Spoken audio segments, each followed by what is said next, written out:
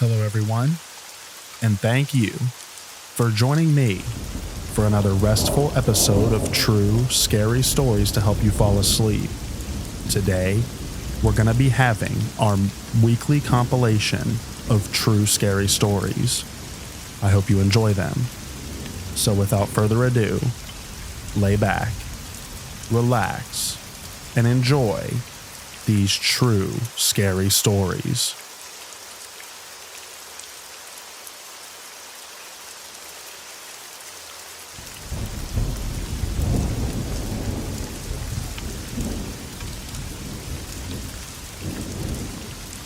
I'm a girl. My mom was a horrible addict. She barely took care of me as a kid. At the time of this incident, I was around 6 or 7, so my awareness and understanding of things happening may not totally make much sense. This happened in the 90s. One night, my mother and I were on a car ride. I wasn't sure where we were driving, but it was late at night.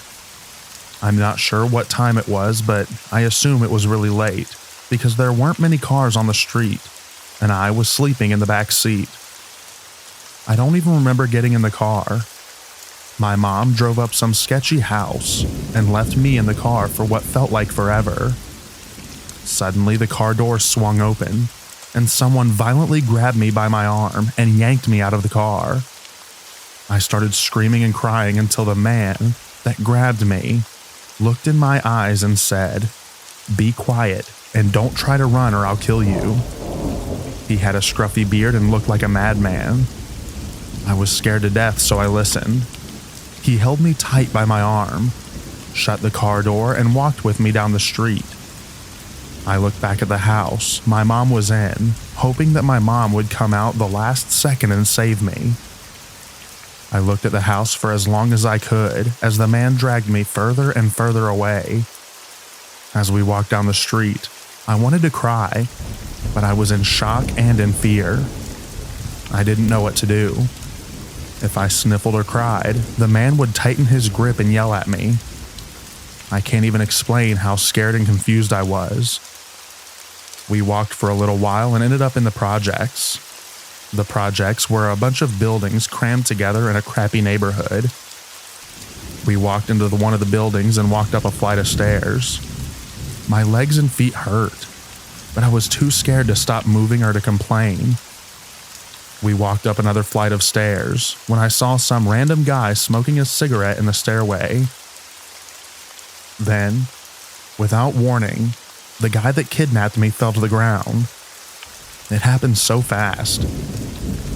I don't know how the kidnapper fell to the ground so fast, but the next thing I remember is the cigarette guy was punching and kicking the kidnapper in his head and face. The kidnapper was out cold.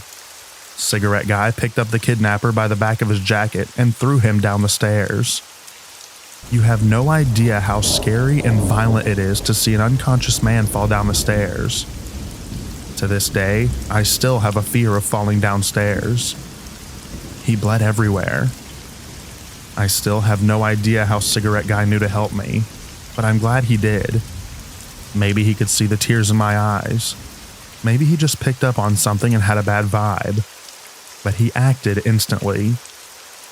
The first second he could, he attacked my would-be kidnapper. Cigarette guy starts pacing back and forth, swearing at himself, gritting his teeth and clenching his fists. I thought he was mad at me, so I started to cry. He looked at me and said, Okay, just shut up. He had an attitude, so I listened to him out of fear. I wasn't as scared of cigarette guy as much as the bearded guy, but I was still in fear of him. He started to ask me questions with an attitude. Why are you out this late? Where are your parents? Why would you talk to strangers? I was in so much shock and confusion that I couldn't answer the man's questions correctly. He asked me if I knew my way home, and I told him I didn't. I told him a broken story about what happened and how someone with the information I gave him, he knew where my mom's car was.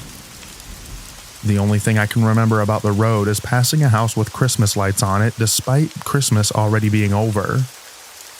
I think he knew the area well enough and figured out where I needed to go from that information. but I honestly don't even remember telling him about the Christmas lights.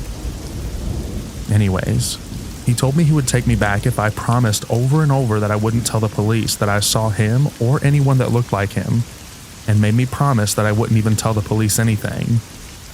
He had an attitude. I didn't care what he asked me. I just wanted to go back to my mom, so I agreed. I followed him down the stairs. The bearded guy was still laying on the ground bleeding at the bottom of the stairs. That cigarette guy threw him down. He wasn't moving at all. For all I know, he was dead, and I hope now that he was. Cigarette guy stepped over the bearded guy and I followed. We walked outside, and cigarette guy looked around panicky. I remember him telling me, "The police don't like me." We walked out of the projects, and my feet still hurt. Cigarette guy was walking fast in a panic, and I had to basically jog to keep up with him. I started crying, and he asked what was wrong. I told him my feet hurt, and I remember him sucking his teeth and picking me up with an attitude. He awkwardly cradled me in both arms. He walked down the road for a moment. Then I remember him swearing and running behind a house or a building. A cop car was driving down the road. He put me down and told me to run to the police car. I tried to run, but my legs could barely move and I was scared. The cop car kept driving and rode away without seeing me before I could even get remotely close to it. He kept swearing to himself as he picked me up again and ran down the street. He took me behind a lot of houses and hid from every cop car that drove by. I assume now that the police were looking for me. He carried me in both arms, running fast down the road, when I saw my mom at her car in the distance. She was surrounded by police. Cigarette guy put me down and told me to run to the police. I got so excited that the pain in my legs disappeared. He put me down and ran away. I ran towards the police and my mom.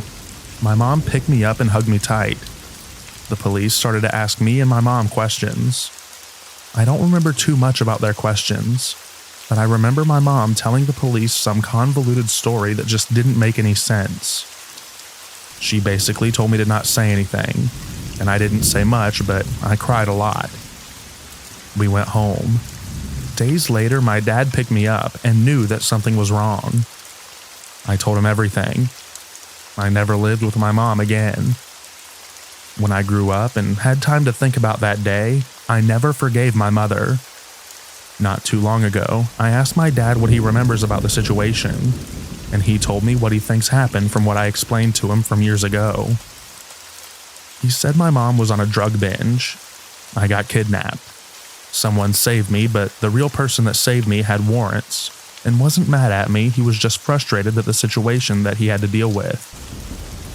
Imagine being a criminal on the run, and now you have a kidnapped girl with you and you just beat a guy half to death. If he would have gotten caught with me, he could be in jail for my kidnapping.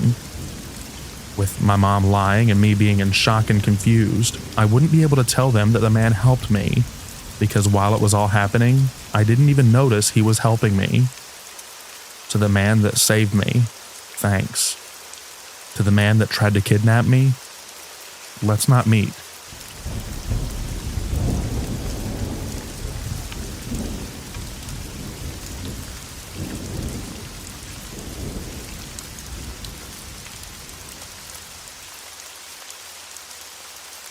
I deliver pizza, and I'd been having a really busy night, non-stop back and forth, without any time to even pause and take a leak. I'd been so busy that I wasn't really thinking about bathroom breaks. But we're also going through a bit of a heat wave in our area, so I've been drinking copious amounts of water. All of a sudden, as I was driving to this particular delivery, the urge to go hit me. Like, things went from 0 to 60 in an instant. Thankfully, I was close to the customer so could get this one over with quickly. Or so I thought. I pulled up to the house, and it was an area I'd delivered in before, so I could immediately see that something wasn't right. All the lights were off in the house. Not even the glow of a television or anything. It was extra apparent because the street light closest to the door happened to be out of order. And on top of it all, the block was dead quiet. This is a big university area, and obviously there aren't many student renters in July, but there had to be at least one person because someone ordered this pizza. Maybe they just liked sitting in the dark, or they were out back in the yard, whatever. I just didn't want to get out of my car and knock on a quiet house in the middle of the night, around 9:30 p.m., without first checking that I had the correct address and the customer was inside. It was scorching that night, even after sundown. My car's AC is a joke, and the piping hot pizzas don't help things much, so I have to try and open the car door as infrequently as possible to keep any cool air in. I called the number the customer provided, and the voice on the other end said, kind of brusquely and out of breath, "Yeah?" I just tried to keep it clear and concise. "Hey, it's your pizza out front, but there doesn't appear to be anybody home." And the customer replied, still gasping for air, "Yeah, I'm not home." I had to pee so badly by that point that I was much less patient than I'd otherwise be with a customer right out of the gate. Well, then we're going to have to terminate the order, because I've arrived in the stated delivery window and you were supposed to pay in cash. So, I don't know what to tell you. Plan ahead next time. I instantly regretted letting my bladder do the talking for me, as the voice on the other end came through more clearly, as a young, bubbly, and very distraught girl who couldn't have been older than 20 or 25. "Oh my gosh, I'm so sorry I was running down the street, so I could barely hear you," she cried. "I just switched you out of my AirPods. Is that better? Sorry, I completely lost track of time at work, but I knew you were coming. That's why I'm literally running home right now.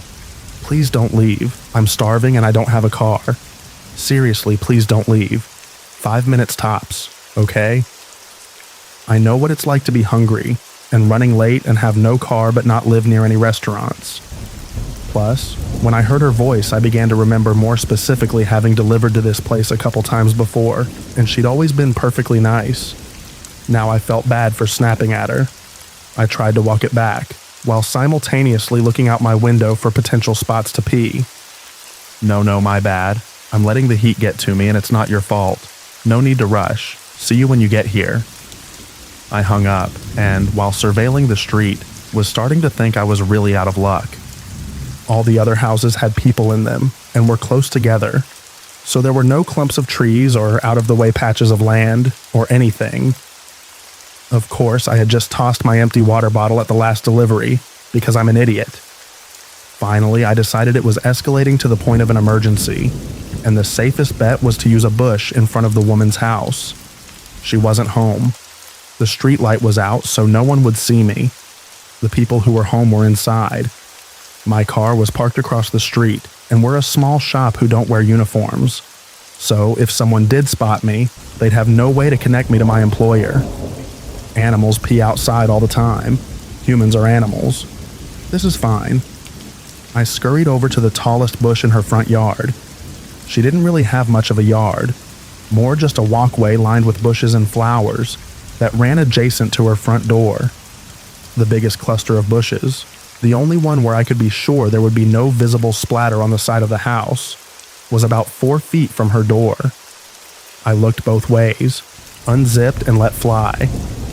After the initial millisecond of relief, I noticed the sound was way off. I started panicking, thinking I'd aimed wrong. But once I start, I can't stop midstream, so I kept squinting into the darkness to see if maybe I was hitting a key rock or something, and could just move a few inches over. Instead, all of a sudden, I heard a way more concerning noise. A deep voice exclaiming, "What the heck?" And before I could turn around, assuming I'd been caught by a neighbor, a man came leaping out of the bushes. He blew by me, brushing my golden shower off him as did.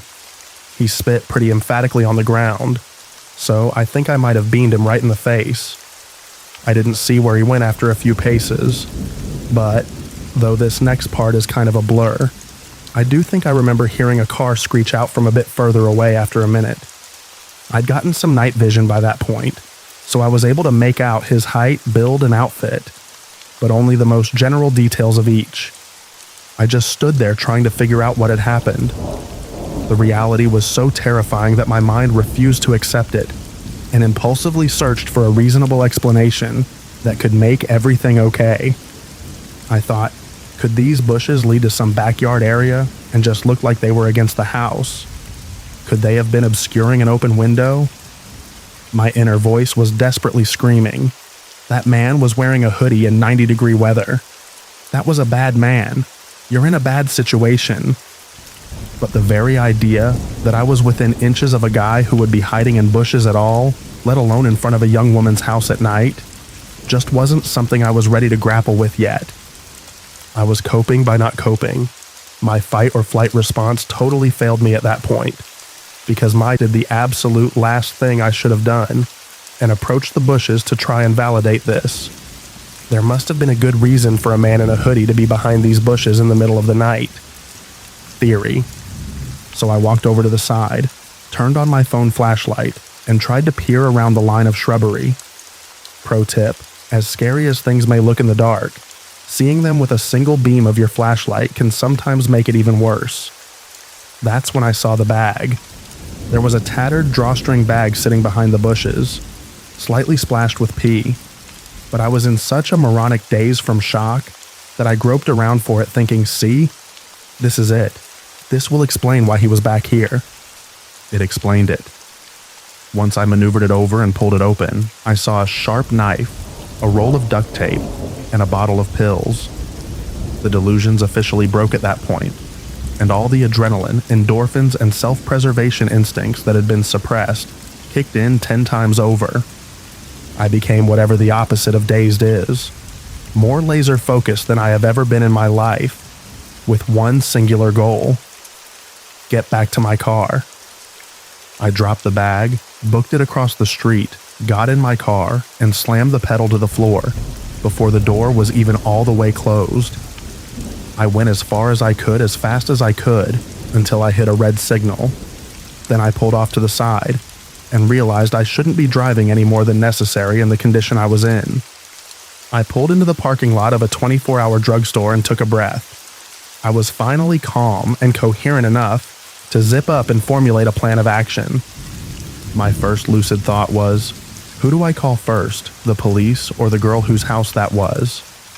I thought about it for what couldn't have really been more than 10 seconds, but felt like an hour, and decided, okay, I am in my locked car with the engine running. If trouble starts, I can drive away. I know something's up. She might not. She needs to know not to keep walking in that direction. But as I was dialing her number, it occurred to me, what if there was no girl? I thought I remembered delivering to that house before, but what if I was wrong? What if the girl on the phone was just a decoy to get me there to rob me? Or worse. Every pizza guy on the planet has seen the Evil Genius documentary by now, so I thought she called me all out of breath. She wasn't home. The whole thing was off. Can't risk it. I'll start with the cops. The operator was very helpful in keeping me calm because I was a complete wreck by this point. He kept assuring me that someone would be there soon. I kept telling them they had to get there before the girl did, but I was trying to express 3 thoughts at once and really damaging my own credibility.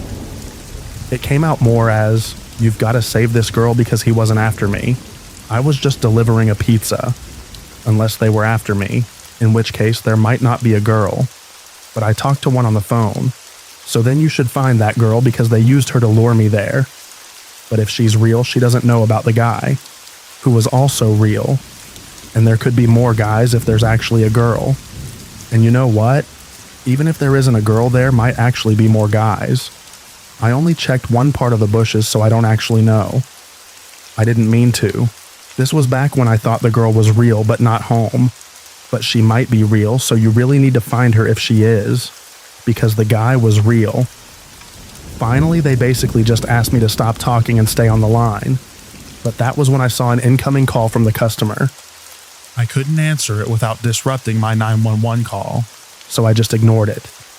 But then she sent me this text like, "Hey, I'm here, don't see you." I told 911 that she was there, and they said officers were only minutes away, but who knows how long that meant, especially after I'd given such a scattered account of the events in my panic. I just felt overwhelmed with guilt. because my rational mind said the odds of her being a decoy girl for some large scam targeting pizza guys were low, and the odds of her being the intended victim of a predator were high. So I put my 911 call on mute, where I can hear them but they can't hear me, and turned back, heart absolutely pounding out of my chest, the entire way. Then I took 911 off of mute and told them I had returned to look for the girl. They weren't happy about that, but I saw her meandering past the parked cars in the street, looking to see if one was mine, and I waved her down, flashing my brights.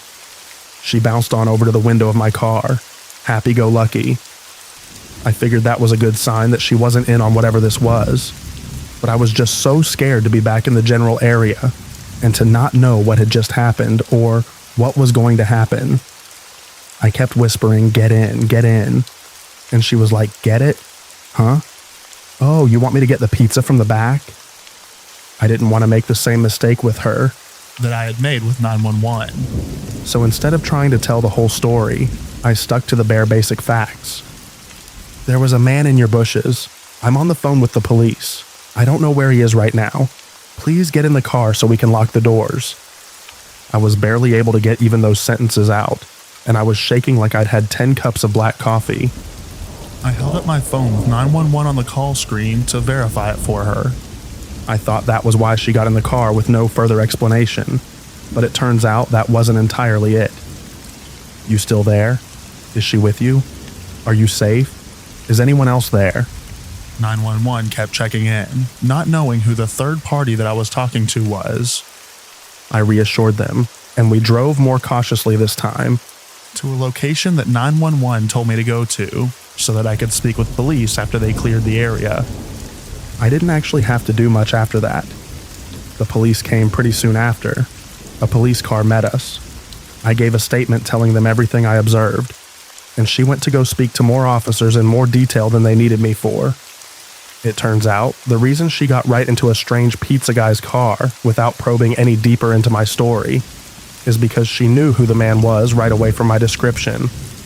She had an abusive ex-boyfriend who was apparently psychotic enough that he immediately came to mind from hearing, "There's a guy in your bushes."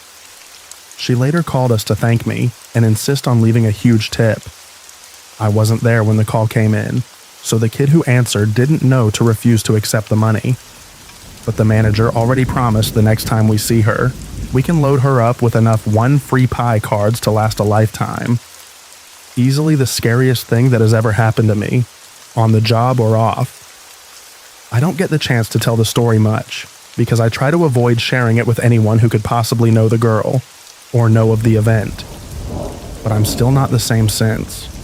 Even though I know he didn't even have anything to do with me directly, this truly shook me to my core.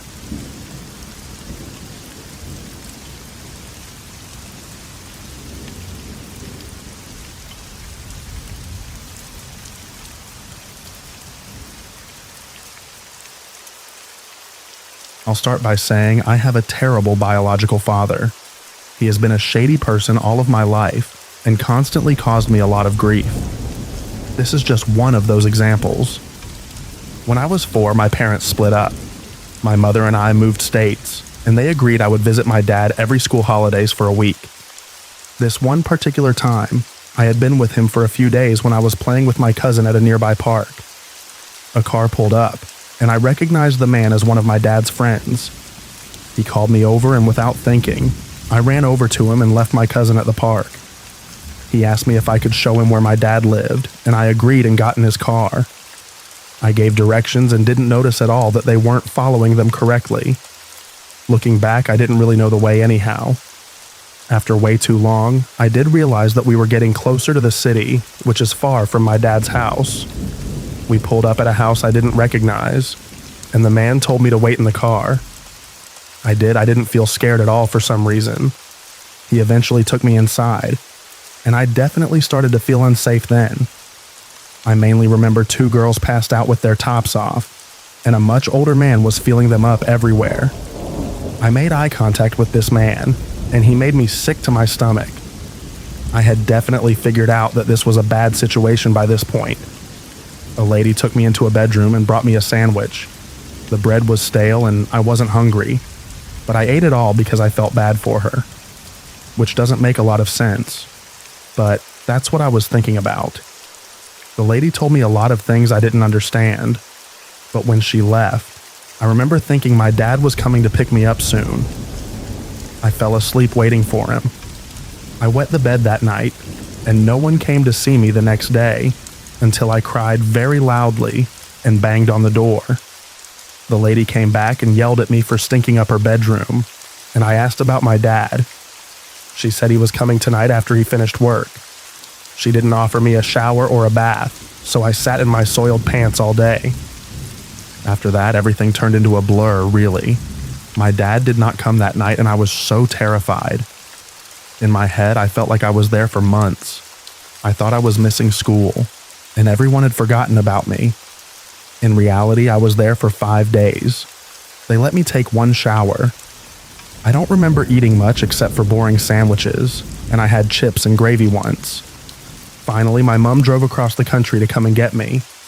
After not being able to get a hold of me or my dad for so long, and then me missing my pre-booked flight home, she panicked and came looking for me. Thank God she did. She found my dad at his girlfriend's house, methed out completely, hiding out. Turns out he owed a lot of drug money to the people who had taken me. They had told him that they had me, but he couldn't afford it, or didn't want me back. Whatever it was, he didn't bother to try to get me back. My amazing mom paid his debt for him after borrowing from a lot of people, and she came to get me back. I remember when someone came into that room and told me my mom was here, and I walked out and I could smell her. It was the best feeling to feel safe again.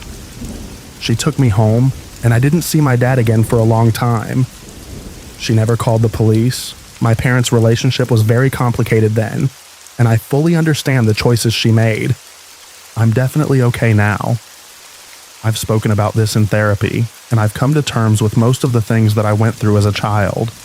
But still, a messed up situation for a 4-year-old girl to have to be in. So to my dad's friend, the sandwich lady, and even to my dad himself, let's not meet.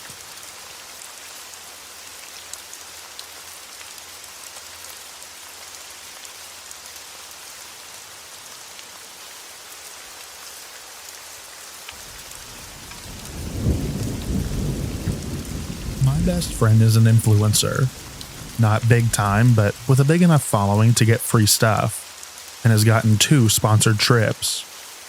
She still works a full-time job, but does the Instagram thing on the side, mostly because of the perks. She's not big enough to live off this yet. Anyway, this was her first trip. A little boutique hotel from Miami contracted her via Instagram and DMs, and offered her an all-expenses-paid trip to Miami for Memorial Weekend 2018, in exchange for her to be in the hotel and take pictures and do a couple of stories. She was told she could bring a female friend with her if she wanted to, and everything would be paid for.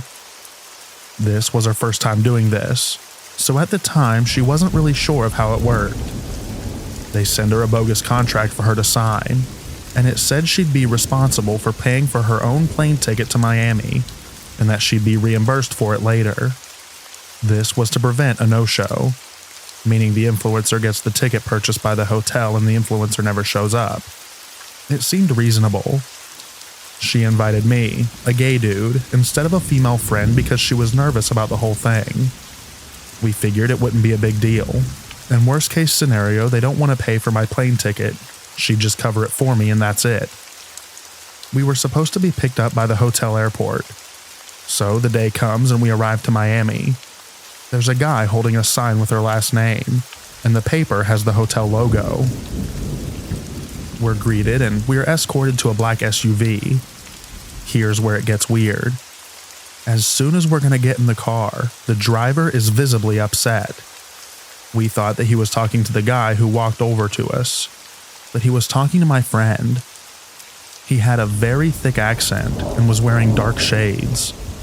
He was telling my friend that she was not allowed to bring her boyfriend, me, and that she said it was 2 girls. 2 girls. The hotel told me 2 girls. Not 1 girl, 1 guy. 2 girls. He was demanding to see where the other girl was. We were speechless and confused. The guy who walked us to the car looked annoyed, got in the passenger seat and started to fight with the driver in Portuguese. Then he turns to us and asks us where the other girl is at.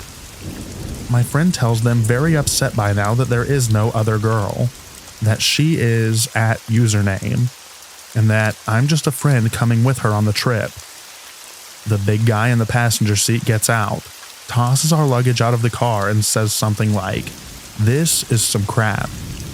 Gets in the car and they take off. That was it. We were in utter shock. Utter and complete shock.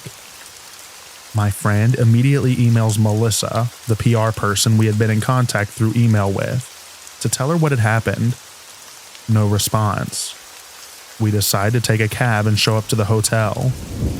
When we show up is when everything made sense. The hotel had been rebranded and had a completely different name, owner, and staff. We showed them the Instagram, and is indeed the Instagram of the hotel that it used to be, but not the new one. They never contacted us. They never did anything. Whoever was in charge of the old Instagram account for the hotel did, or whoever got a hold of it did. Mind you, this was a somewhat big hotel account with 10,000 followers.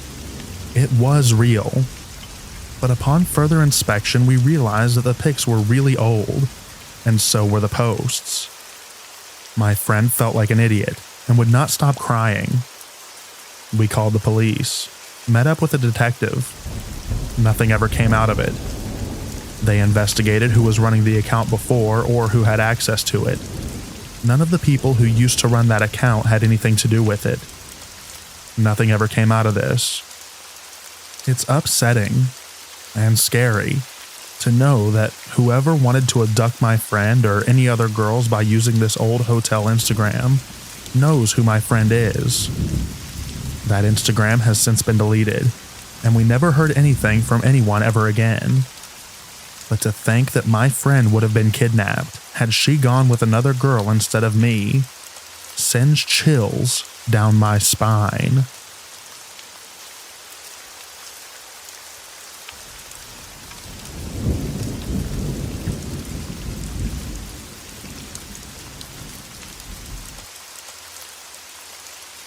I've stalked this sub for a while and couldn't decide whether or not to post mine, but I'm feeling brave on a Monday. It was a very long time ago, back in 1973. I know it was summer, I was 6, and we were living on Monica Lane in Madison, Wisconsin. Thing is, I sort of recalled it but never put 2 and 2 together until a few months ago, when I was talking to my mom who went into great detail. I was a very gregarious child, outgoing, extroverted, friends with anyone. It was at the time a middle-class neighborhood, and 3 houses down from ours, on the same side of the street, was a huge park. My mom was a nurse, and my dad was a salesman, but Mom worked second shift at Meritor, while my dad worked days. I rarely had a babysitter, only if they went out for dinner or a movie, but they did go out often, and there were always older kids in the neighborhood to babysit. One sitter who I really liked lived a few blocks or so away, and down the street a little bit. Vicky had babysat a few times before that, and it was pretty uneventful. She'd play games with me, and do my hair, play dress up, pretty basic stuff. So anyhow, one day I had gone with friends down to the park. I remember there was a ball field at the time, and a sand lot next to the field. My friends wanted to play on the monkey bars, but I wanted to play in the sand. I looked at the sandbox, and my babysitter Vicky was standing there. I told my friends I was going down to the sandbox, and ran off. We played in the sand, building a castle, and then she asks me if I wanted to go get something cold to drink. It was stifling hot, and I of course said yes. So she takes my hand, and we start walking to her place. She starts telling me about her puppies and asking if I want to play with them. Of course I get giddy and now can't wait to get to her house. This was where my memory had stopped, and after my mom told me what happened, the rest of it flooded back. My mother just happened to be talking to my sister and I about some of the places we lived, and we got to Monica Lane. I told her I remembered the park and how big it seemed, and she asks me, if I remember being kidnapped. I immediately thought she was kidding, and then the look on her face told me otherwise. She said it was around 5 in the afternoon, and one of my friends had come to the door to ask me to come back outside, sure that I had gotten bored and walked back home. When my mom checked the house, she realized I wasn't there, and, 7 months pregnant with my sister, sprints to the park, screaming my name. After asking several kids if they'd seen me with no clue, she went to the ball field and asked the older boys if they'd seen me. One of the boys, she guessed around 14, said that he'd seen a younger woman playing with a girl that fit my description in the sand and walk off in a general direction, and that was all he knew.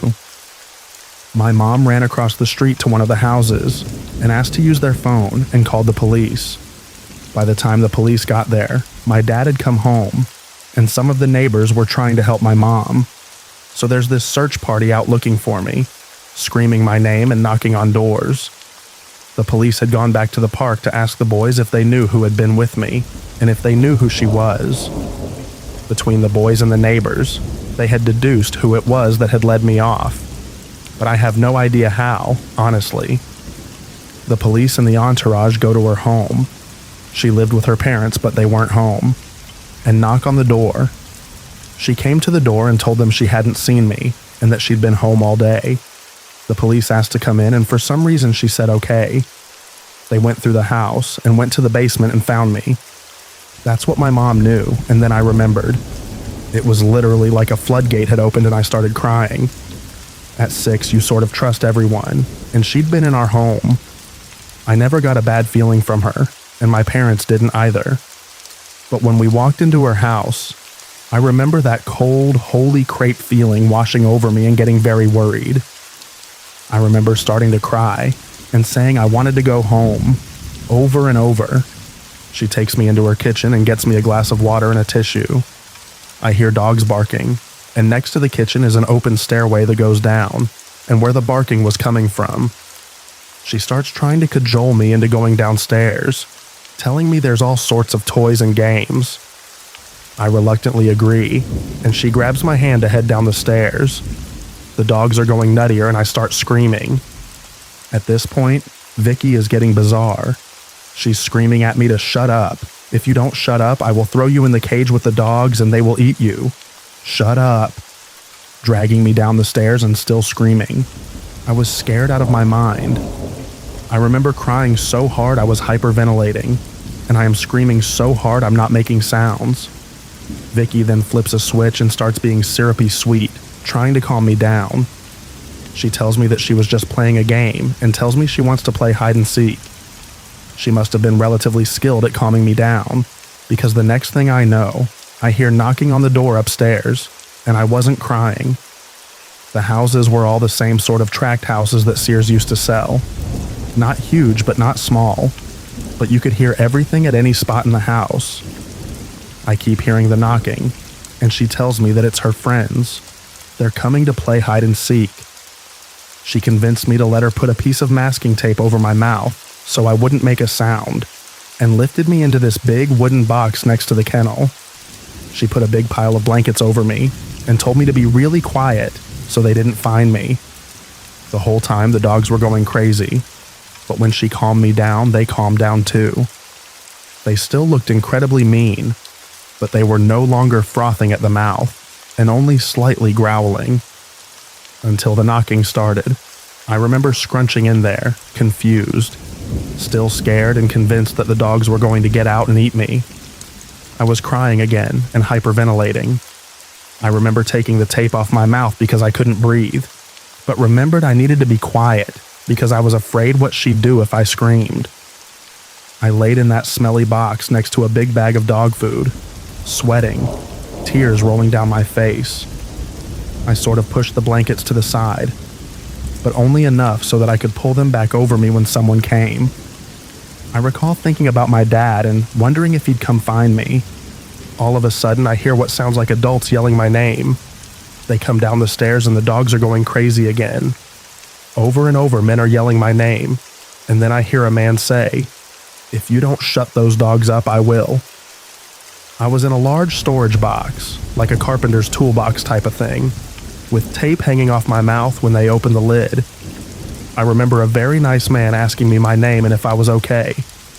I don't remember answering him in anything other than screams and tears, and grabbing his neck so hard my dad had to practically pry me off of him.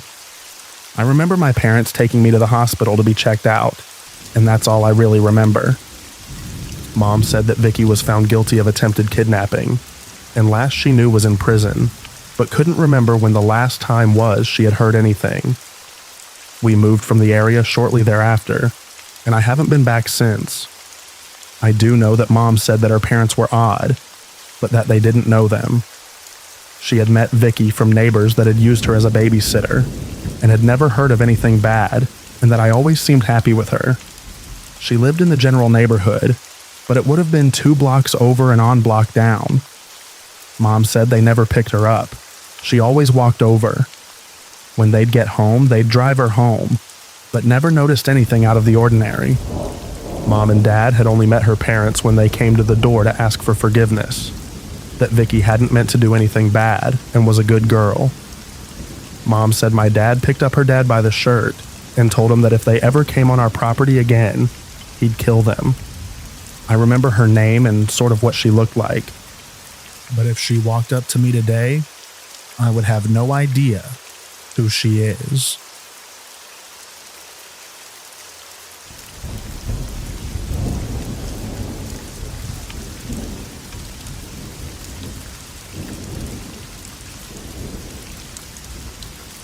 This happened around 2006, when I was in my mid-20s, and my sister, the unfortunate main character in this story, had just turned 21. At the time, she and her boyfriend lived with my fiance and I. On weekend, we would go out to one of 2 bars that had karaoke, air hockey, etc. This particular night, we were at the bar further out from where we lived in the city, a good half an hour by car. Everyone was having drinks, socializing with people we knew. It was one of those places with lots of regulars.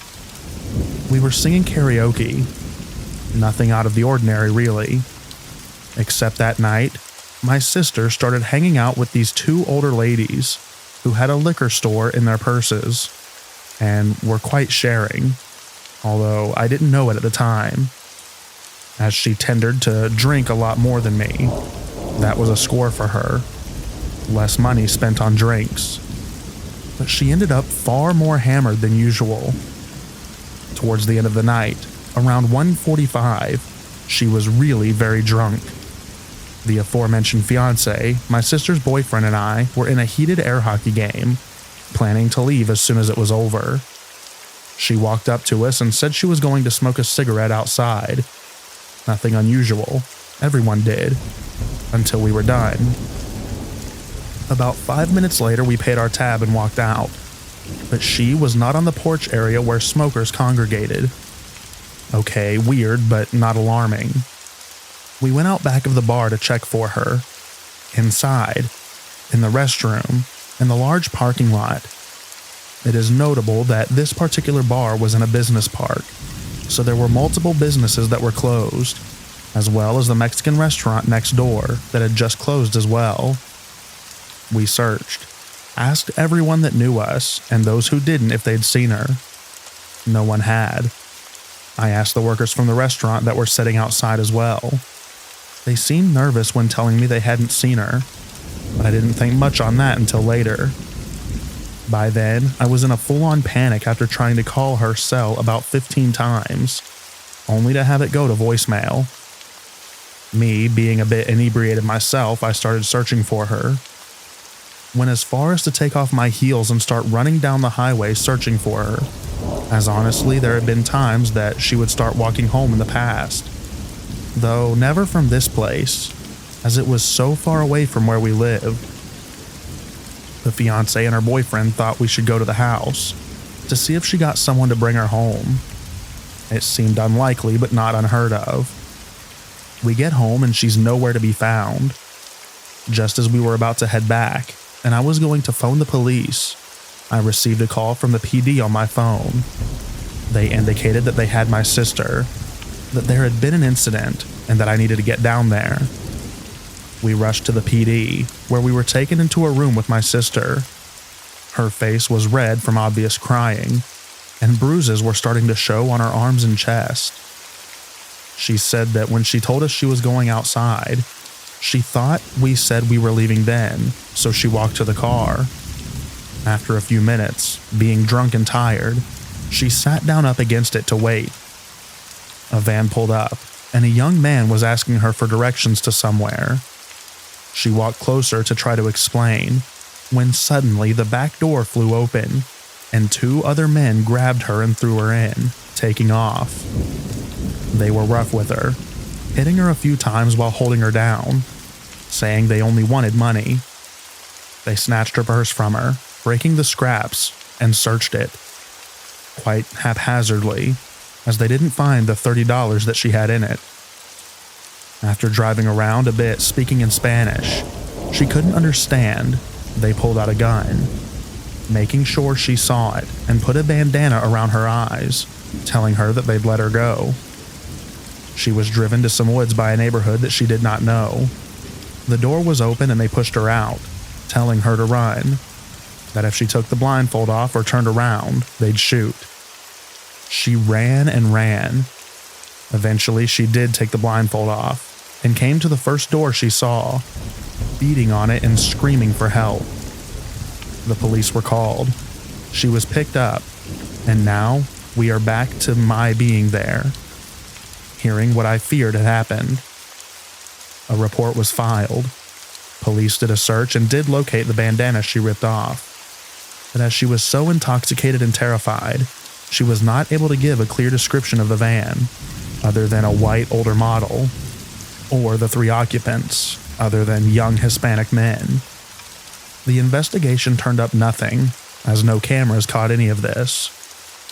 Heck, we even had detectives in our home who said, "Look, we need the truth. If you got drunk and just went home with someone and didn't want your boyfriend to find out, we will file charges on you." Aside from the bruises, broken purse, and her trauma, there was nothing concrete to go on. That was unpleasant. I am still fairly convinced that someone at the restaurant knew something, given their suspicious behaviors when I asked about her, but the police were never able to find that link. All said and done, the guys were never found. Eventually, we just moved on in different states. It's now just a story in our lives. It still makes me sick thinking of what could have happened, but thankfully it didn't. Be safe out there, everyone.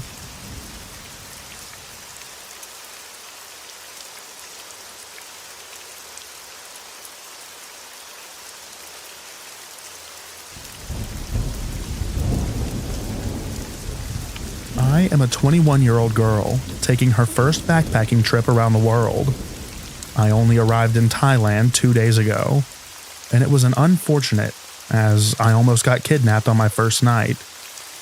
I went to Bangla Road, which is well known, and had a few beers at a bar, and then went to a popular club, Illusion. I was having a good time, dancing and meeting people. In the club, I only had 3 drinks, tequila and orange juice. But at some point, I realized I was a lot more drunk than expected. I don't know if it was spiked, but I was dumb and had my drink on the table next to me while I was dancing, and it was very crowded. In total, over the space of 3 hours, I only had 2 beers plus 3 tequilas. Usually, that is an okay amount for me to be aware. I went to the bathroom and felt very intoxicated and threw up. Upon leaving the bathroom, a guy who I do not know grabbed my arm. He seemed young, and I asked him what was going on. He said that he would help me down the stairs. After we got down to the road, he dragged me down an alley and put me in his car. I was really scared at this point and didn't know how I'd gotten myself into such a bad situation so quickly. I'm very small and not very strong, so it was easy for him to take control of me. He started driving and I kept saying no, and to stop. But he said, "Don't worry, I'm taking you somewhere safe," which was honestly very scary. I had maps open, and we were driving out of Patong. Finally, after some time, I started telling him that I would throw up all over him and his car if he didn't pull over. This seemed to annoy him and he pulled over. The second he stopped the car, I got out and ran down the street. Luckily, there was a motorbike taxi who asked if I needed a lift, and I jumped on and told him where my hotel was. I could see the guy walking down the road after me as we sped away. We made it back to my hotel safely. Honestly, after that, I'm not going to any bars or clubs alone. I don't trust anyone, and I'm feeling very vulnerable. At least it was a lesson that I needed to be a lot more careful. I'm just glad that I made it out okay.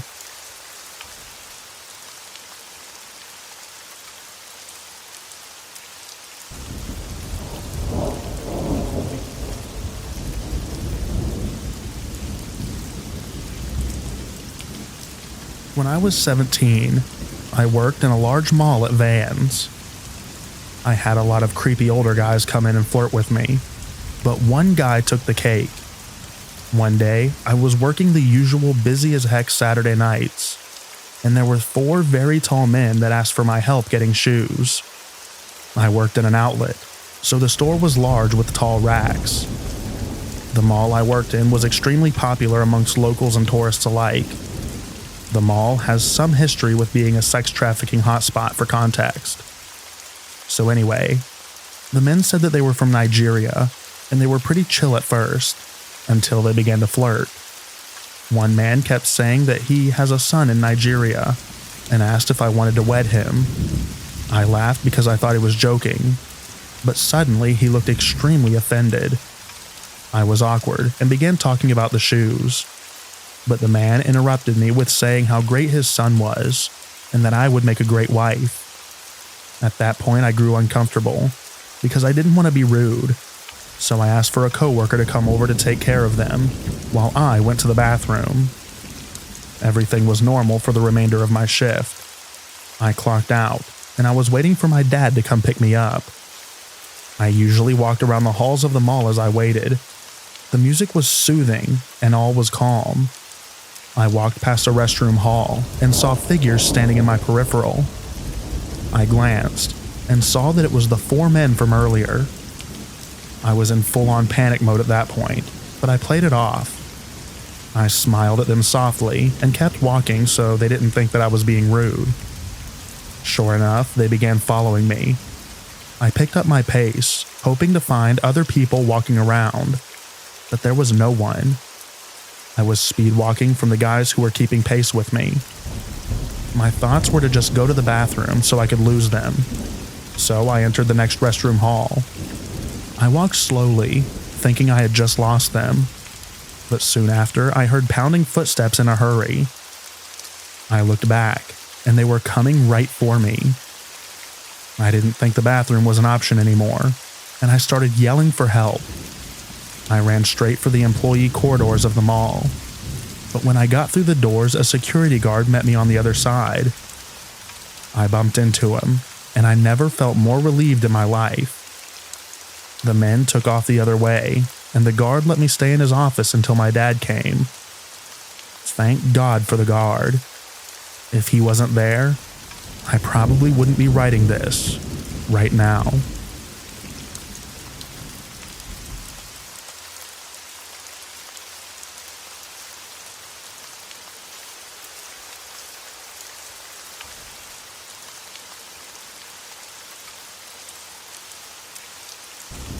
Have y'all ever worked third shift at a nursing facility and have spooky stories? One of my residents passed away suddenly earlier today, and now it's 3 a.m. I keep seeing people that aren't there in the corner of my eye, or feel someone standing too close to me, and no one's there. It's kind of freaking me out. This happens pretty often at 3 a.m. for me, but something feels weird and creepy.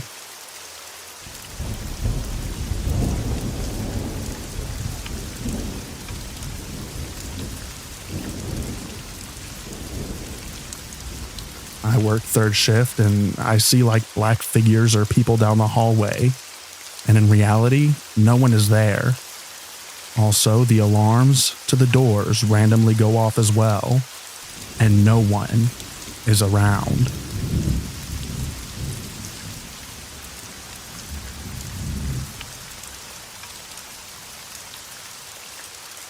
We have black figures too. I started to tell someone training me overnight that I thought it was spooky there at night, and I keep thinking that I'm seeing things. He asked me if a thing that I saw was a black figure bending down, as if to adjust a TV. He laughed at me, because even though I was already the whitest thing he's ever seen, I became even whiter. We also have this thing when someone is dying.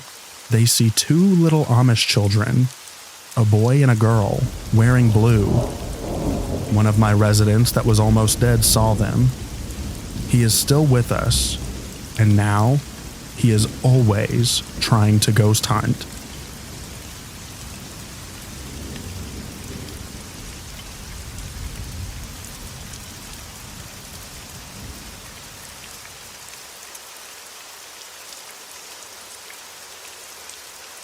I often saw shadow figures, as well as alarms or call lights going off that make no sense.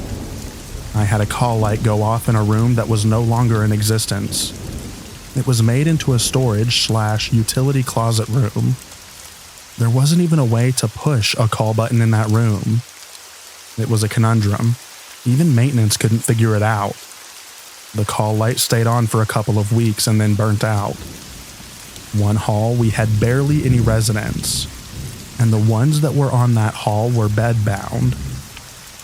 The door alarms kept going off, despite no one trying to escape. It happened so often that our RN sat down there with paperwork one night, and it didn't happen at all. Literally the next night, with the same nurse, it went off 3 times that night. The RN was really irritated. But the creepiest thing that I witnessed was seeing my own reflection wink at me. I hadn't winked. I jumped out of my skin and was truly spooked. I had just finished a 1 assist to the bathroom and helped them back to bed and went to clean up the bathroom/grab the garbage. And when I glanced at myself, it happened. I remember another aide telling me to just ignore paranormal stuff when it happens, or it gets worse. So I just remember calmly gathering my stuff and leaving. I didn't even tell my coworkers that night. It was too fresh. I still have a hard time with mirrors, unless it is my full attention to look at myself in the mirror. I very obviously avert my gaze.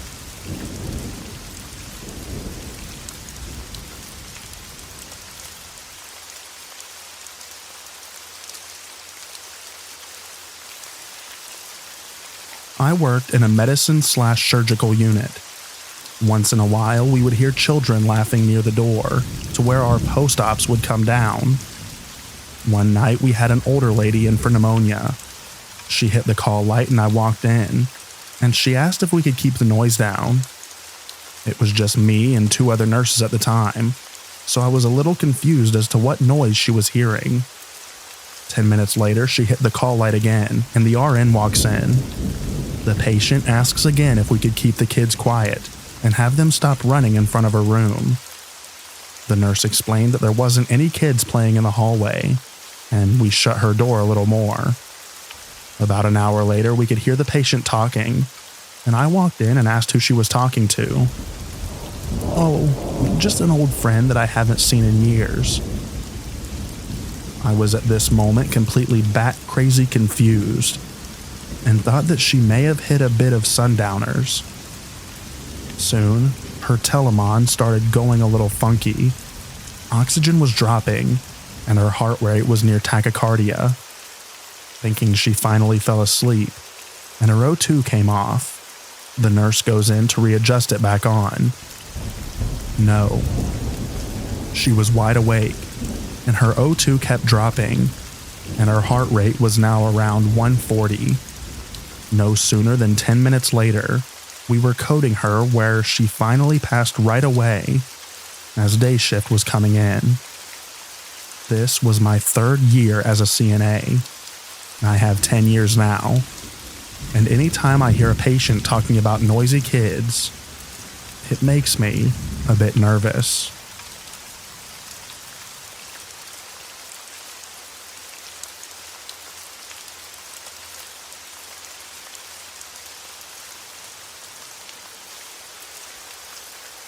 I worked at the nursing home, and one of my co-workers was killed in a car accident.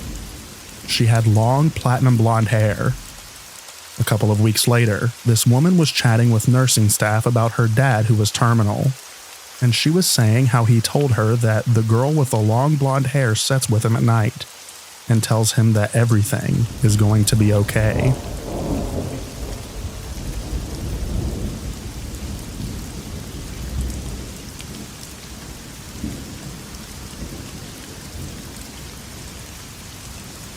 I worked at an assisted living facility some years ago, and we had a resident who had passed in this one room just that week, and the family moved all their stuff out. So the way that our facility was set up is you have rooms all along the outside of the facility with like patio doors, and then the inside rooms which created an open area in the middle of the facility for trees and whatnot.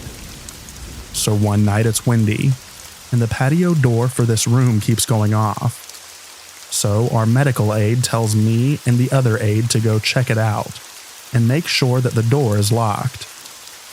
We go back there, go in the room to make sure that the patio door is locked and it won't lock. The other aide is pushing the door closed, and I'm trying to lock the latch, when all of a sudden we hear this scream from inside the room. The moment we heard that scream, the latch locked.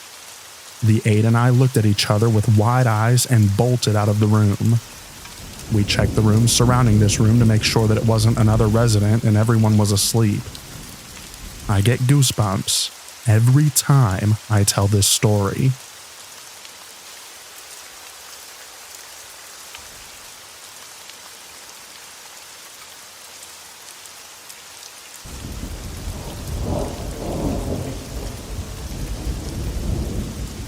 I worked with a charge nurse who was about the same size as a teenage girl.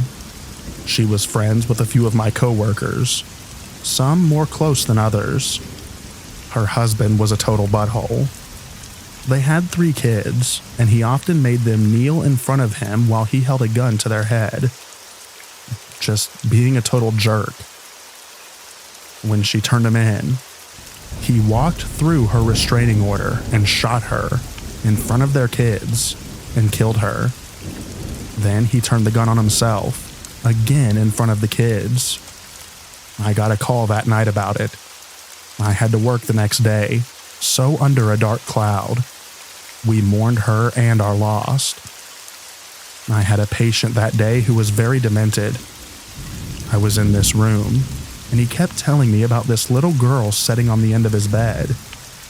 I didn't pay much attention until the charge nurse's best friend walked in. "You see her, don't you? You were her best friend."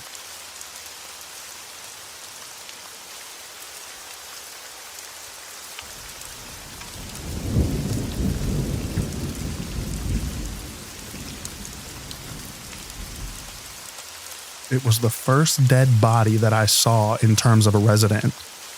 He had died during the evening shift, and they were putting his body in the bag and onto the stretcher when I arrived. It was really sad, because he shared a room with his wife who could not believe that he had passed away. They were both over 100 years old. I was fairly new at the time, and I was told that this couple was notorious for abusing their call button. It seemed like they were always competing 24 hours a day on who could press the button more.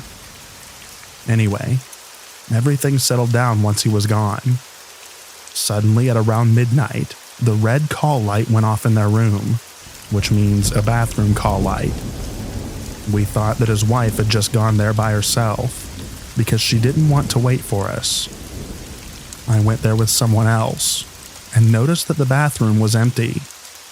We peeked and literally heard the wife snoring.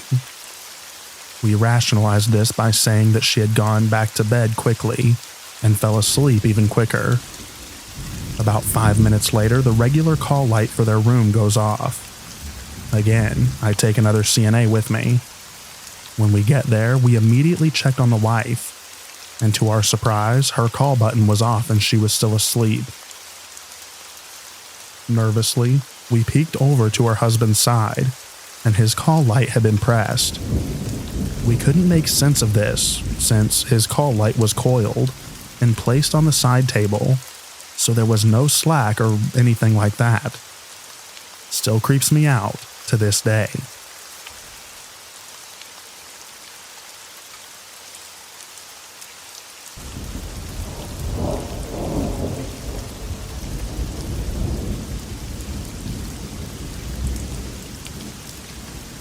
There was a patient who had passed away, and she absolutely loved watching TV. She would stay up at night and would fall asleep at around 4 a.m. or whatever. Anyway, right in front of her room, there's a wall that had a touch-screen monitor for CNAs to chart on. Oh, and she also slept with the door closed, because she was not as sick or needed as much help as other residents, and to not disturb others with her shows. One evening she passed away. I'm unsure of the reason because she seemed healthy to me. Her body was picked up about an hour into my shift. So after her room had been tidied up, we turned the lights off and closed the door. Someone was charting on the monitor in front of her room, and I was by the nurse's station doing some paperwork. Suddenly, we heard a really, really loud TV. I went to my coworker, and we both realized that it was coming from her room. We were both like, no way, dude. We both entered the room, and sure enough, her TV was on at the highest volume setting. We stopped charting in that area after that.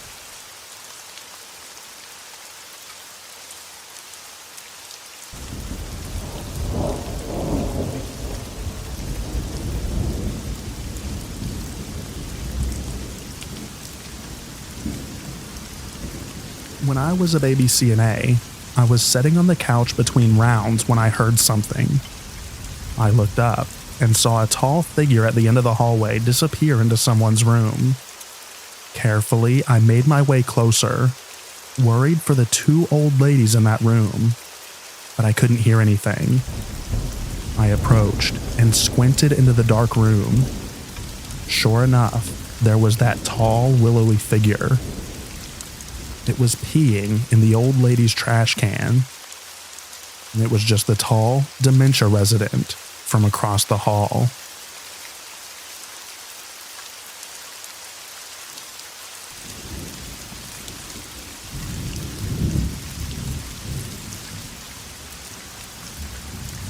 I worked in this nursing home, and I was changing a resident on my 5 a.m. round. Someone knocked lightly on the door and said my name, so I said patient care, but come in, because I thought it was the nurse.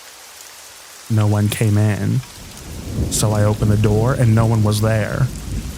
I looked down the hall and no one was around. I went and finished up with my patient, who asked me what they wanted. I said that no one was there. They looked at me confused. I then went and found the nurse and the other CNA, who both denied looking for me. This was not the first weird thing, but it was the most direct thing that I had a witness for. I, all the time, saw shadow people, or heard whispers, on my hall though.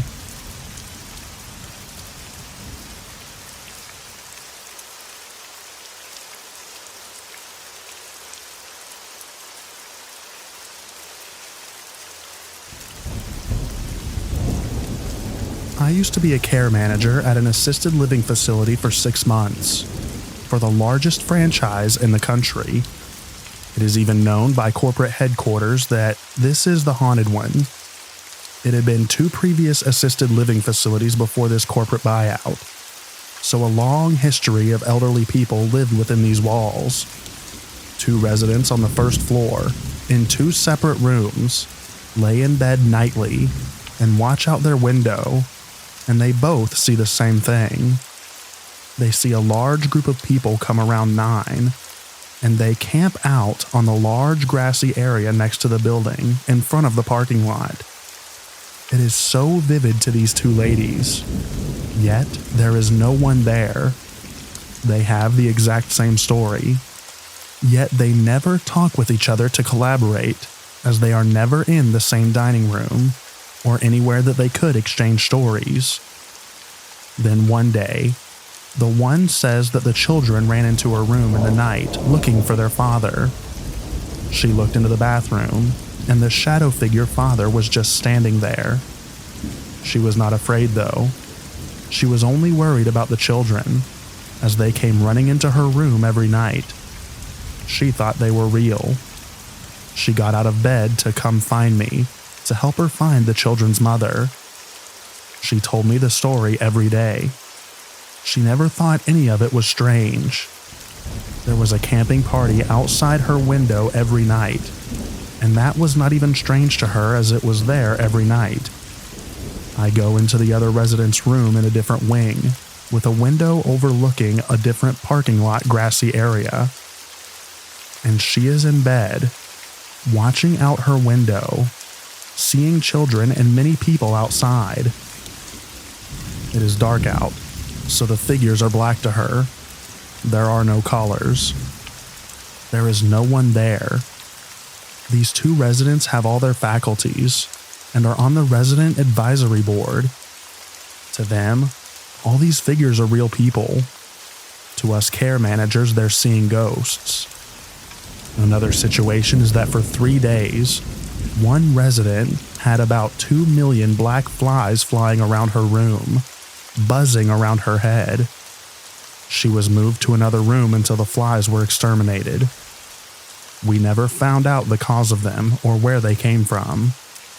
She stayed away from that room. The wellness director locked the door, and it became a storeroom.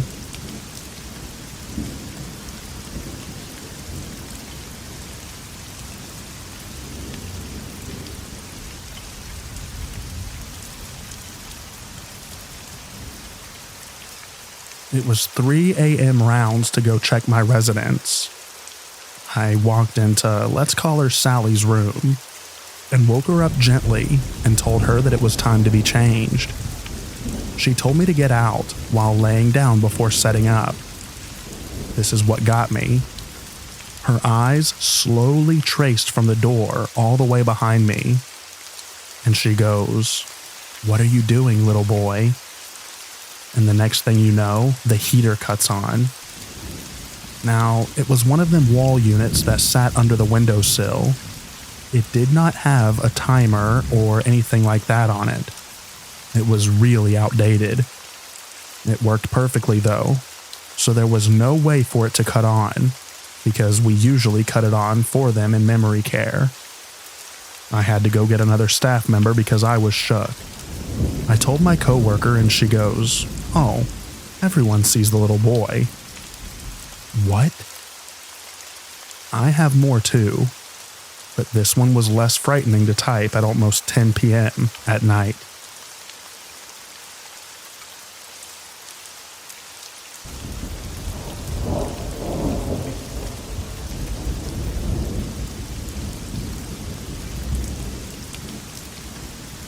I'm a nurse and worked on a travel assignment at a children's hospital.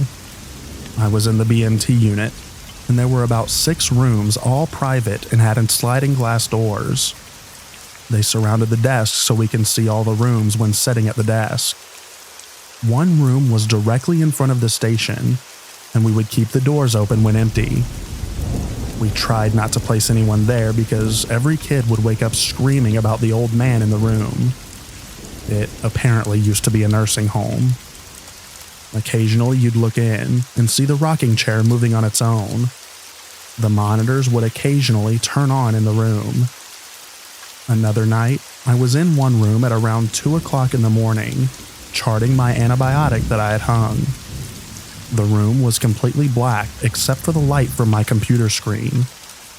All of a sudden, an empty string came flying past my shoulder from behind me and hit the wall. My patient was asleep to the left of me, I ran out and refused to go back into that room without someone else with me.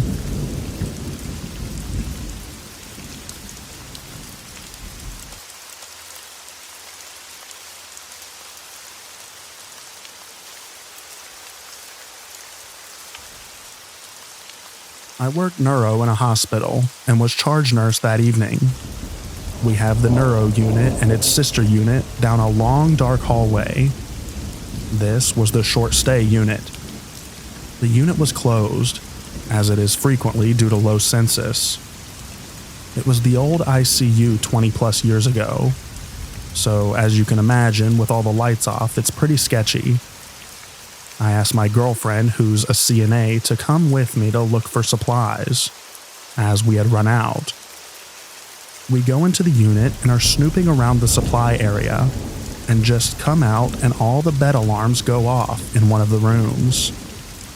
We go to turn it off, already freaking out, when we hear something else in another room. We turned that alarm off and got the heck out, needless to say.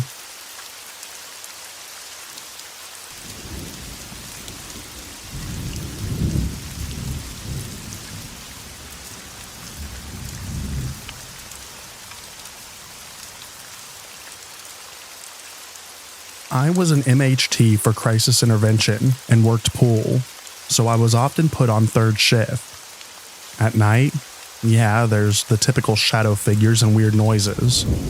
Especially the children's unit was the most active, with weird noises and footsteps. However, the absolute creepiest time wasn't even paranormal. Think about the ring girl. Long black stringy hair. Pale, ghostly white face, long white gown, creepy demeanor, lurks and crawls. One of our patients had the exact look already, so I'm on third shift, doing a 15-minute check down the hallway. I walk up the hallway. I look into her room and am slightly startled by the way she's just standing there, slightly swaying, looking out the window, which had horizontal slatted blinds. So the moonlight shone in bright, but with horizontal shadows streaking across the room. Just her black, ring girl-esque silhouette swaying at the window. I tuck my heebie-jeebies away, breathe, and keep walking to check all the other rooms. Then I turn at the end of the hallway and walk back down, peering in the rooms one more time on my way. I am about to pass by her room again, and I'm immediately struck with goosebumps. My hair raised. I didn't know why. I felt my gut start to twist and I stopped. I had to, oddly, compose myself before passing her room again. I have never felt this way before, checking on the patients. This was very new and caught me very off guard. Even the paranormal stuff that would happen was nothing like this feeling. I gain myself and begin to walk, and I have to force myself to look into her room. And wouldn't you know that she moved away from swaying in the window. She was no longer at the window, and when I looked in, it made me gasp and jump. Never have I ever had this reaction. I was actually terrified. When I looked into her room the second time, she was on the floor, twisted like the ring girl crawls, her face up, facing the door and smiling this incredibly creepy demonic smile. I ran back to the desk. I ran back and I just breathed. It was the only time that I had called a coworker to come give me a short break to compose myself. While I don't consider this paranormal, I often wondered if I was looking at someone who was actually possessed. That is the one that sits with me the most.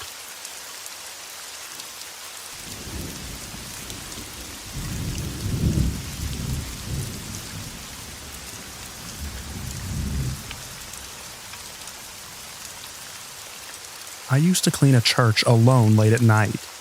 There was a piano upstairs which I thought was broken, which was why it was upstairs in the attic. One night, I started hearing piano music from the attic. I immediately assumed that someone was up there pranking me. So I went up, and there was no one. When I turned around to walk away after realizing that no one was there, I heard a loud bang behind this metal door, which I assume was an attic closet. Never worked the night shift again. Asked the one other person that worked night shifts. She confirmed that weird stuff was happening, was normal.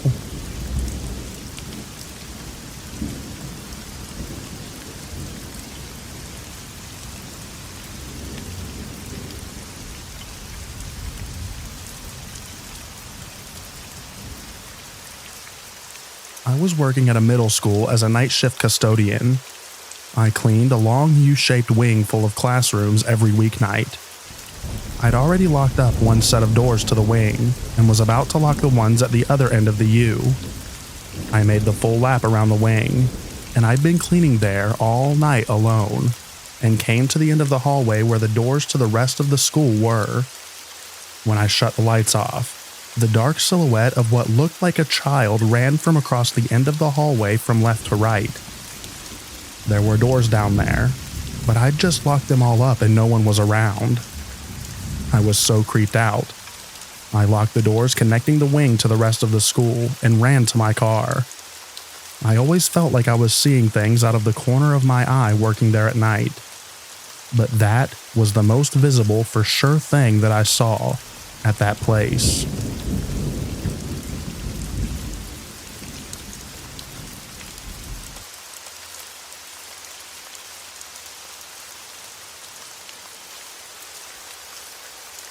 I worked as a night shift manager at a 24/7 gas station / fast food place in a sketchy part of town. I have hundreds of stories about the wild shenanigans of crackheads. Most aren't creepy, but more like what in the heck just happened. Like the guy who gave me a magic crystal to protect me from the apocalypse, because I covered the change he needed for some hot dogs.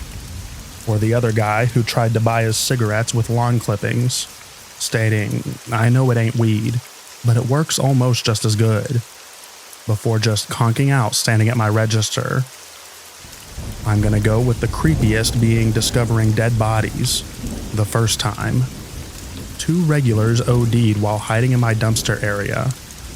I called 911 and did what little first aid I knew, but the EMT said they'd likely been dead for hours judging by how cold they were. But I swear to God, I thought I could feel a pulse, and I clearly remember hearing a gurgling noise.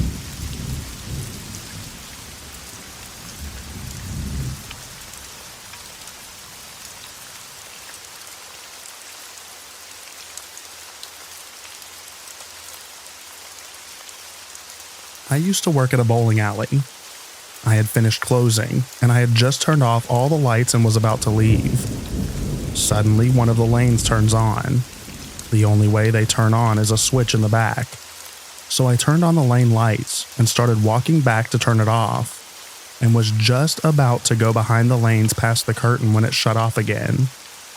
We didn't have cameras there, but I really wish we did, because my boss did not believe me.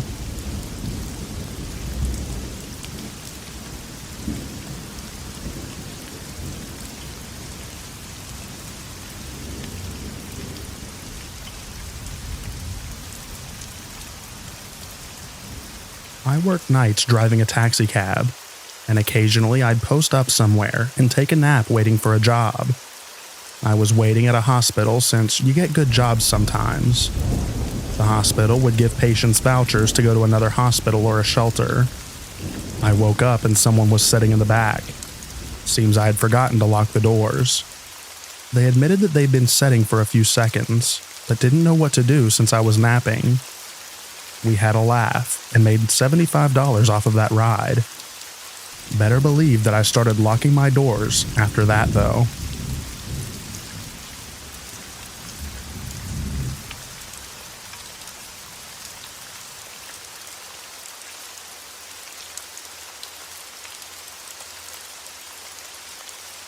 Two things happened when I was an overnight baker in a downtown area. Parking overnights is free in this downtown area, but it can be crowded. First come, first served. This one night, I parked a block away, and as I was walking to my job, this young guy is riding his bike around me in my car. He followed me close to my job. I was quickly able to get in the building. That morning when my boss came in at 4 a.m., he told me about his weird experience of this kid on a bike riding around him in his car. This guy did this for a few days until the weekend, getting closer each time. The last time he tried to hit my boss with his bike, but my boss managed to hop between two vehicles and walk away safely. We never saw that guy again. And number 2, in summer, I would sit outside on a well-lit and busy side street. And on this side, at the opposite end, was a federal building with nothing between us but solid building. So this one night, I'm relaxing, and I look towards the federal building and see a person completely in shadow walking my way. Even walking under the streetlight, I couldn't see the features of this person. I quickly went in and waited from a somewhat hidden position to see who passed. No one passed at all in the next 10 minutes. I've never felt such malevolence from a person who was just walking, and it still bothers me 15 years later.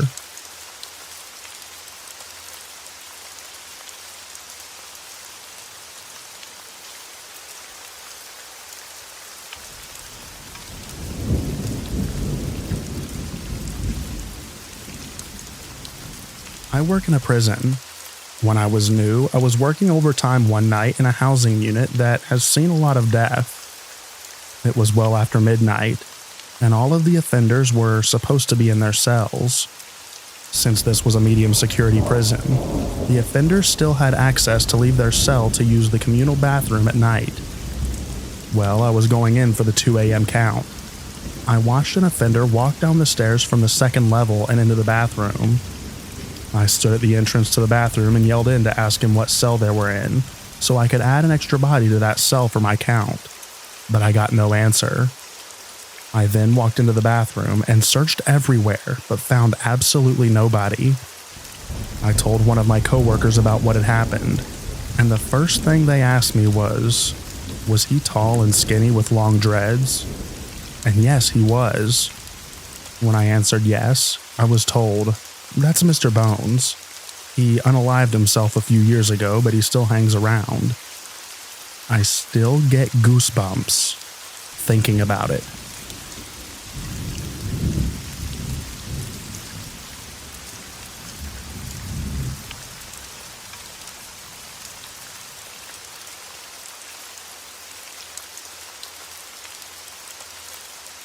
I worked for a moving company restocking the trucks based on supplies they would need that morning.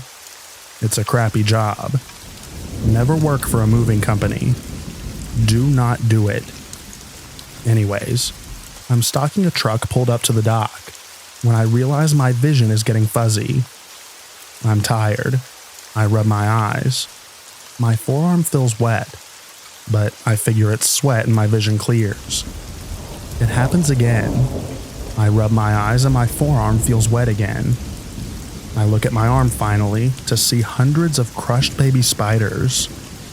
My vision wasn't fuzzy. Baby spiders were crawling on my eyelashes. I was covered in baby spiders.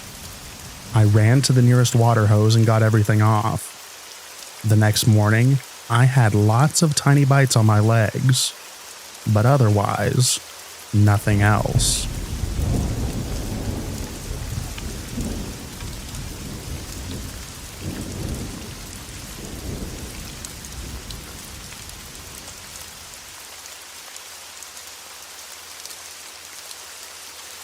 Back when I was an HCA, I was doing my hourly breathing rounds, just poking my head into the doorways, sometimes turning on the nightlight to make sure. And about halfway down the hall, I see a resident setting up at the edge of their bed facing the doorway. I ask if she's all right and if she needs anything. She was looking down, and as she looks up, her head kind of twists from side to side and looks up, but she maintains eye contact with me. In a hoarse voice, she replies, "Helen isn't here anymore." I ran to the nursing station and reported to the nurse. The nurse looks at me and kind of chuckles, saying it's impossible, as the resident is a total assist, basically not mobile, and not very verbal. We make our way down there anyways. Not even 2 minutes go by. The resident is tucked nicely in her bed, snoring away as though nothing happened.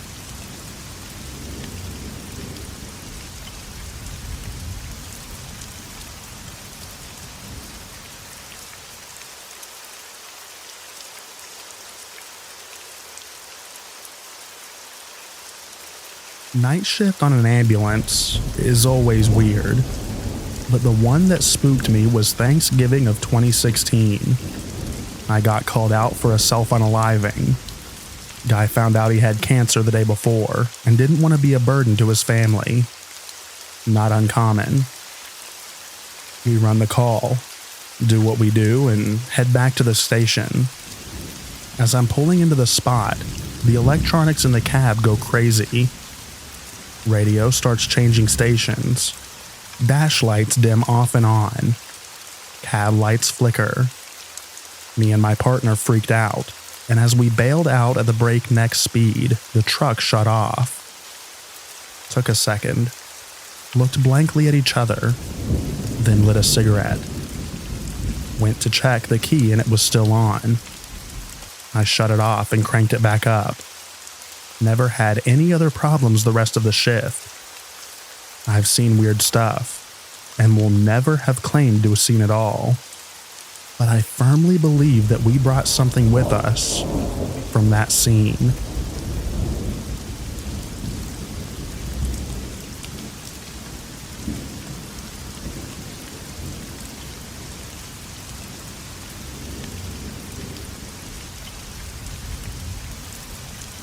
I used to deliver pizza to the worst areas of my college town until 2 a.m. nightly. We were the only pizza place in that city who went to those neighborhoods. The amount of violence that I saw was shocking. Being put in impossibly sketchy situations in the worst apartment buildings and the most dangerous street fights was frightening. The worst part was a massive mental hospital I'd have to deliver large orders to. Large enough to take me 2 or 3 trips through security, up and down elevators. Some of the patients were allowed to roam free. Some would stare at me through locked doors. This food was all for patients. This happened once a month, and that place absolutely scared the heck out of me.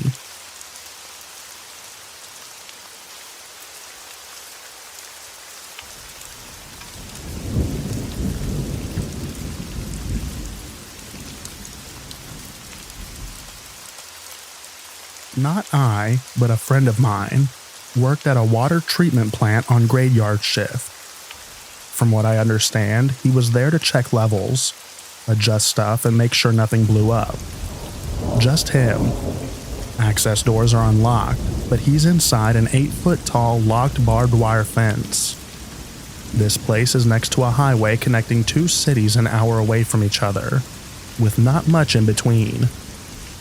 At about 2:30 to 3 a.m., he's killing time, playing his Nintendo DS when he hears a voice from behind him. Go, get on the ground. My friend goes cold, complies. He's held at gunpoint. This guy ties him up with duct tape, all while saying that he's sorry he had to do this, and steals the keys to his truck, his wallet, cards, etc. He hears him drive off, waits a little while longer, and finally calls the police. The guy was arrested later that day. Turns out, he had escaped from inmate custody in the next town over and was desperate. He'd probably been walking forever. My friend honestly had PTSD of sorts from it for a long while. He still works there though.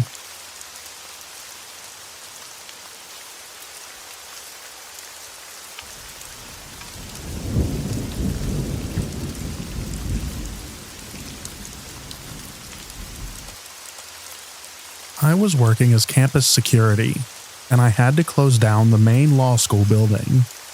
The building was downtown in a major city and was old enough that the tunnels underneath it were used in the Underground Railroad. Think dirt floors and wooden crossbeams, kind of like you would imagine a mine. There was work going on in the tunnels. Not sure what it was, but I think that they were reinforcing the supports. Anyways, as part of my routine, I had to go around and check to make sure that the building was vacant. I climbed down the ladder into the tunnels. All the contractor lights are off. I say, "Hello, is anyone there?" and shine my flashlight around in silence for a moment. Then I hear what sounds like a radio tune from the 1920s coming from the tunnel. I immediately climb the ladder and padlock the trapdoor, arm the motion sensors, and leave.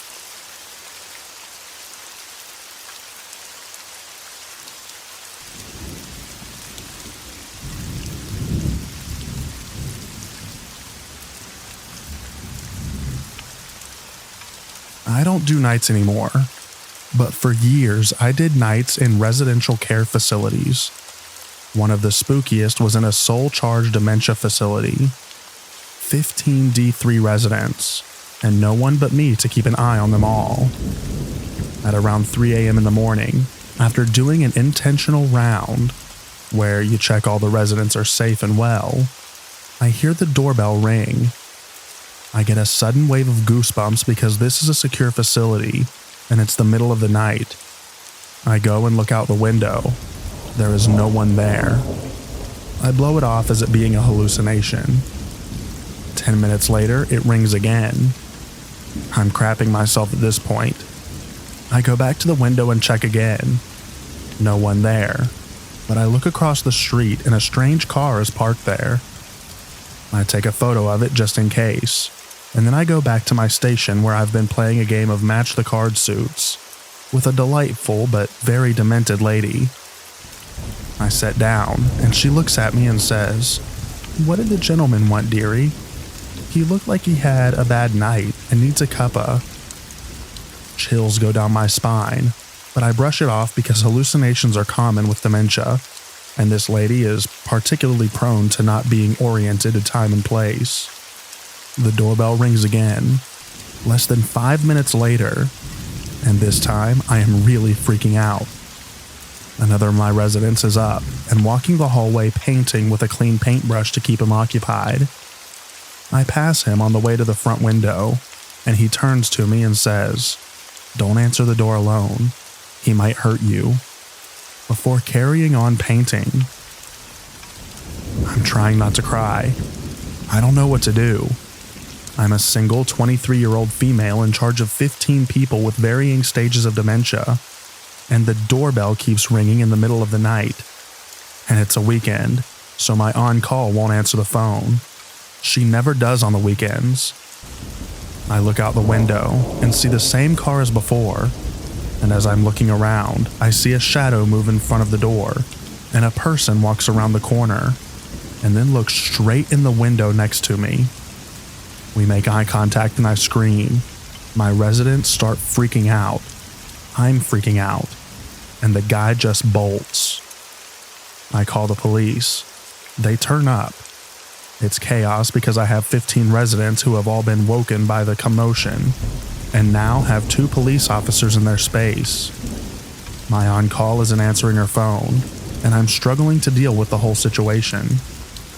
Eventually, after many cups of tea and Milo, and 2 lots of PRN meds for the more challenging residents, we're mostly settled.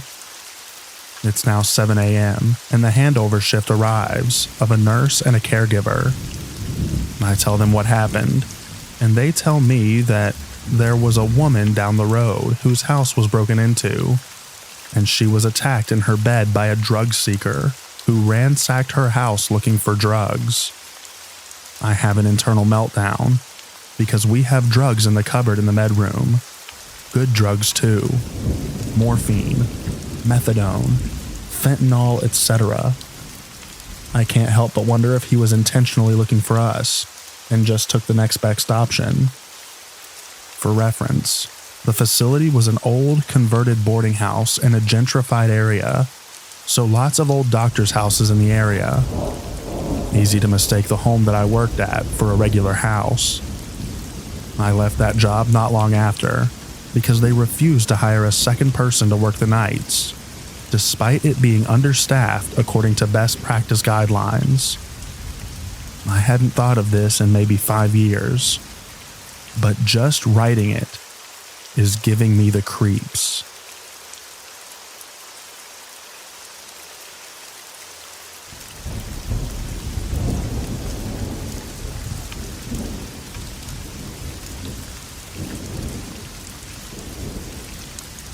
This happened when I worked in a hotel right out of high school. I did overnight in the laundry room, but I would help the front desk run invoices to the rooms sometimes. I was on the 3rd floor at like 2 a.m. I think, when I bent down to slide the invoice under the door, and a pin blew past my face and hit the door. I didn't keep pins on me, and I checked around the hallway, but it was silent. You know hotel doors. They're heavy and you can hear people open and close them. I am 100% positive that I heard nothing. When I got downstairs, I asked my coworker if they saw anything, but they said that they weren't paying attention to the security screen. It really freaked me out. That was the only thing that happened in the 8 months that I was there.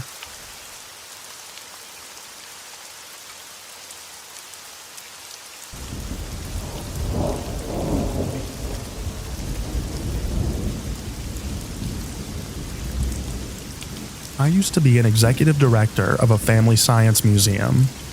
We once hosted a human cadaver type exhibit, similar to Body Worlds.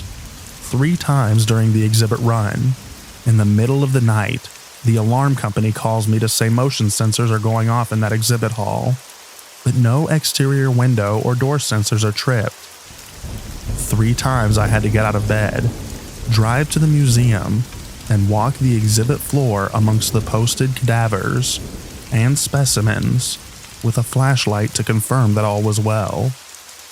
And I never found anything amiss.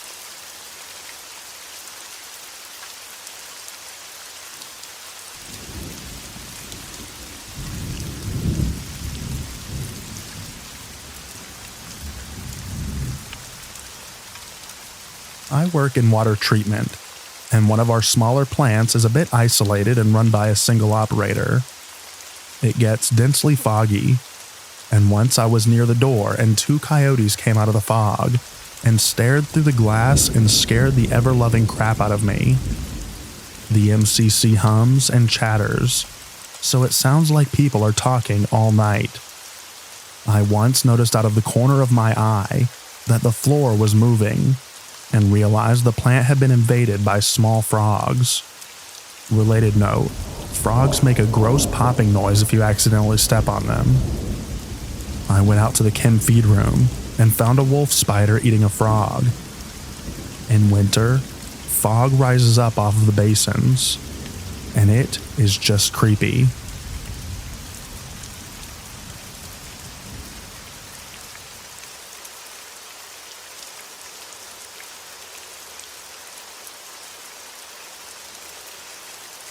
I worked the overnight shift at a drug rehab program.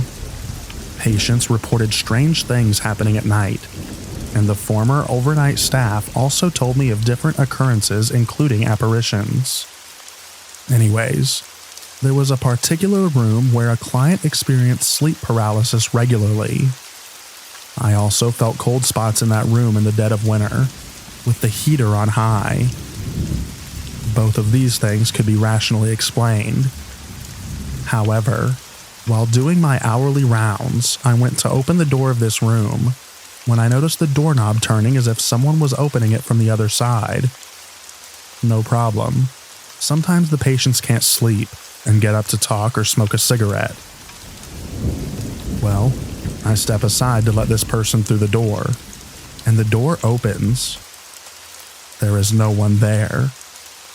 The way the room was set up, it would be impossible for someone to open the door and crawl back in bed without me noticing. Suffice it to say, I was a complete believer after this happened. There was other creepy stuff that the staff and patients talked about, but this was my personal experience.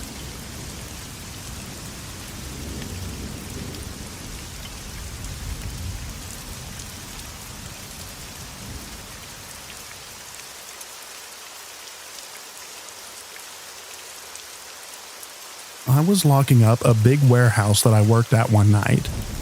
I turned all the lights off as I went through each section, so it was pitch black behind me. I was getting a really creepy feeling that I was being watched, like the hair on my arms was standing up. I finished up and was going out the last door to the outside, and looked back one more time because I felt so uneasy. Sure enough, I saw a shadow peek out at me behind a wall. I called the cops. They went in the building and ended up shooting the trespassers. It was two 14-year-old kids that had snuck in before I finished locking up. One of them died. Also, to answer some of the questions that I see in the comments, the cop went looking for them in the dark. Being 14-year-old dumb kids, they started throwing stuff at him. One thing they threw was a coffee cup that smashed against the wall behind him. The cop's story was that he thought that he was being shot at, so he started blasting. He got the one kid right in the heart, and it killed him instantly. His friend that was standing right next to him didn't get a scratch.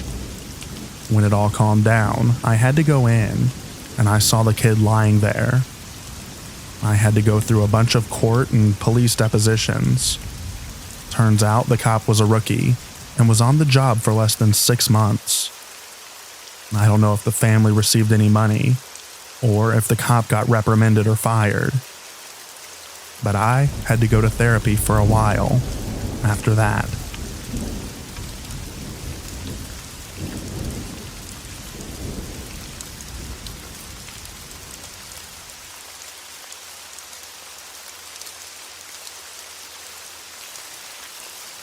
After my dad retired, he went and got a job as a security guy for a lumber mill near where they lived at the time. He said the creepiest thing that he had was one night in mid-January. He got there, clocked in, and the other guy had taken off for the night, so he was by himself. He said he stepped out and took about 3 steps, and the hair on the back of his neck stood up. It took a minute to realize what the deal was, though. And he said that he had a hard time figuring out what was spooking him because he didn't hear anything. Like, nothing. At all. No little animal noises. Nothing scurrying around. Just dead quiet.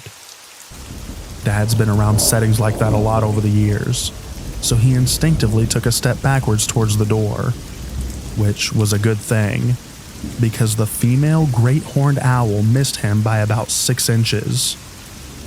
He never heard her coming. For those that don't know, that species of owl is an apex predator and pretty territorial. Picture a bird with a 5-foot wingspan, a bad attitude, and knives on its feet that eat mice, rats, possums, raccoons, foxes, cats, rabbits, and other birds. And honestly, nearly anything else that it wants to.